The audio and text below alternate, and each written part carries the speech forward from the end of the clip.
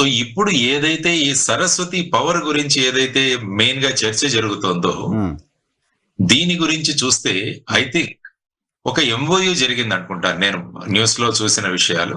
ఒక ఎంఓయు జగన్మోహన్ రెడ్డి గారి మధ్య మరియు షర్మిల గారి మధ్య ఎంఓయు జరిగింది. అది I think somewhere in August 2019 లో ఆగస్టు 2019 లో ఒక ఎంఓయు జరిగింది. అందులో వారు అనడం ఏంటంటే, నేను స్వయంగా సంపాదించిన ఆస్తులు ఏవైతే ఉన్నాయో వాటిని వీరిద్దరూ 60-40% డివైడ్ చేసుకునేటట్టు వారిద్దరి మధ్య ఒక ఎంఓయు జరిగిందని నేను విన్నాను. అవును సార్.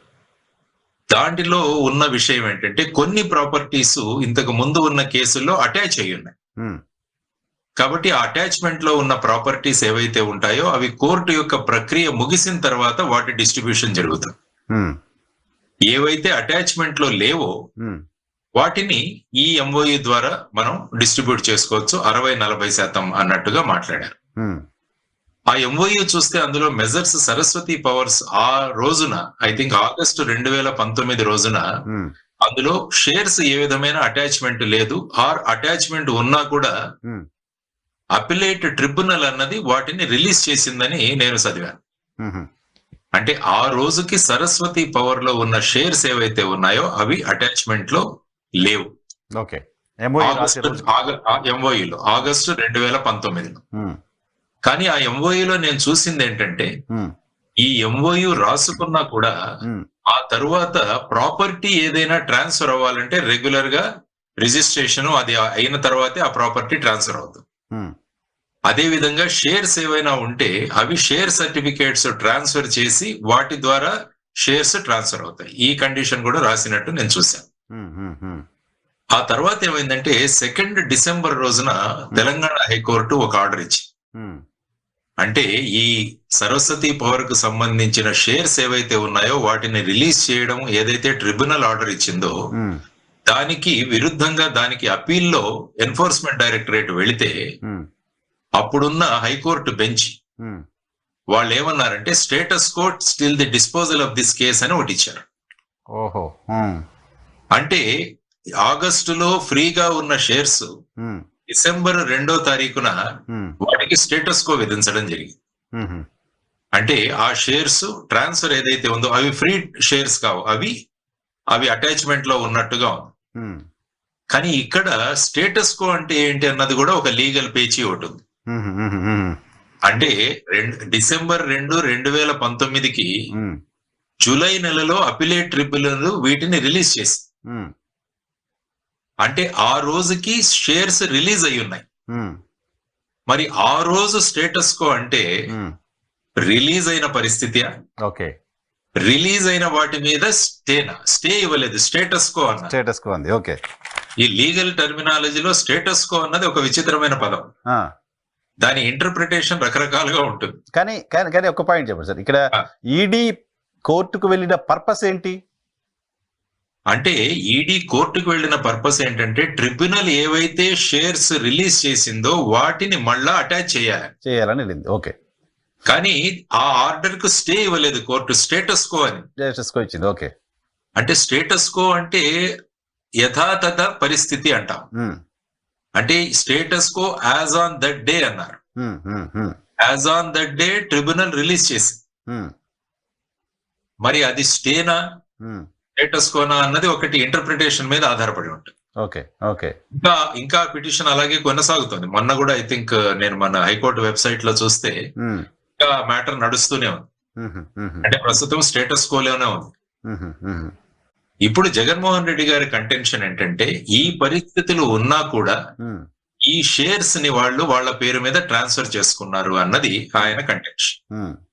అందువల్ల ఎంఓయూలో మేము రాసుకున్న విధానం ఏంటంటే, షేర్స్ మేము ఫిజికల్ గా సర్టిఫికేట్స్ ఇస్తే తప్ప మీరు మీ పేరు మీద ట్రాన్స్ఫర్ చేసుకోలేరు. కానీ ఏవో కారణాలు చూపించి ఆ షేర్స్ మీ పేరు మీద ట్రాన్స్ఫర్ అయ్యాయి అన్నది, దానివల్ల ఎంఓయూ ఏదైతే చేసుకున్నామో దానికి భంగం వాటిల్లదని చెప్పేసి వారు ఎన్సిఎల్టీ కోర్టులో సెప్టెంబర్ నెలలో వారు ఒక పిటిషన్ వేశారు అన్నది మన పేపర్ లో తెలిసిన విషయం. కాబట్టి ఇది ప్రస్తుత పరిస్థితి. అంటే ఏ విషయమైనా కూడా లీగల్ గా ఉంటుంది, ఎమోషనల్ గా ఉంటుంది. రెండు సైడ్స్ నుంచి మనం చూడొచ్చు సార్. ఎందుకంటే ఇప్పటి వరకు నేను చెప్పుకొచ్చిందంతా లీగల్ ఇష్యూ. ఇప్పుడు ప్రజల్లో చర్చిస్తున్నది ఎమోషనల్ ఇష్యూ. అంటే తల్లి, కొడుకు, కూతురు, ఈ విధమైన ఎమోషన్స్. ఎందుకంటే ముఖ్యంగా దక్షిణ భారతదేశంలో ఎమోషన్స్ చాలా నడుస్తాయి ఎక్కువ కదా. ఎందుకంటే సినిమాలు ఎక్కువ ఇక్కడ మనకు వస్తాయి. సినిమాల్లో కూడా ఈ సెంటిమెంట్, ఎమోషన్స్ చాలా ఉంటాయి. కాబట్టి ఎమోషనల్ గా ప్రజలు మూవ్ అవుతారు. కాబట్టి చాలా మంది సినిమా నటులు ఇక్కడ రాజకీయాల్లో వాళ్ళు వచ్చి సక్సెస్ అవ్వగలుగుతారు. కరెక్ట్, బాగా చెప్పారు. కాబట్టి ఎమోషన్స్ అన్నవి మన ప్రజల్లో ఉన్న, ముఖ్యంగా దక్షిణ భారతదేశంలో ఉన్న ప్రజల్లో ఎమోషన్స్ చాలా ఎక్కువగా ఉంటాయి. కాబట్టి ఇప్పుడు రోజు నేను టీవీ డిస్కషన్లు చూస్తుంటే ఎన్నో విషయాలు జరుగుతున్నా కూడా ఈ విషయం మీదే ఉదయం నుంచి సాయంత్రం వరకు అనేక మంది ప్యానలిస్టులు వచ్చి ఆ విధంగా ఒక కుటుంబంలో జరుగుతున్న విషయాల గురించి ఇంత డీటెయిల్ గా చర్చ ఎందుకు జరుగుతుందో నాకు అర్థం కావట్లేదు. దానికి నేను ముందే చెప్పాను, వీళ్ళు పబ్లిక్ ఫిగర్స్ అవడం వల్ల. ఎందుకంటే పబ్లిక్ ఫిగర్స్ అయిన తర్వాత వాళ్ళ ప్రైవసీని కోల్పోతారు. ఓకే, అంతే కదా. ప్రతి విషయం కూడా చర్చనీయాంశమే అవుతుంది. ఈ రోజు మీరు కూడా నన్ను అడుగుతున్నారంటే అది కూడా మిమ్మల్ని అడగడానికి రిలయన్స్ ఏంటంటే, మీరు ఆ పర్టికులర్ కేసులు, ఈడీ అటాచ్మెంట్లు, వాటన్నిటికీ ఆ టైంలో ఇన్వెస్టిగేషన్ ఆఫీసర్ గా ప్రత్యక్ష సాక్షిగా ఉన్నారు. సో అందుకోసం మీరు మాట్లాడితే రిలవెన్స్ ఉంటుంది అనేది నా పాయింట్. అందుకనే ఆ స్టేటస్ కో అన్న శబ్దాన్ని ఎలా అన్వయించాలన్నది ఒక విషయం. ఓకే, కాబట్టి ఐ థింక్ ఈ కేసు November 9న NCLT లో ఉందనుకుంటాను. NCLT వారు విజయమ్మ గారికి, తర్వాత షర్మిల గారికి నోటీసులు ఇచ్చారనుకుంటాను.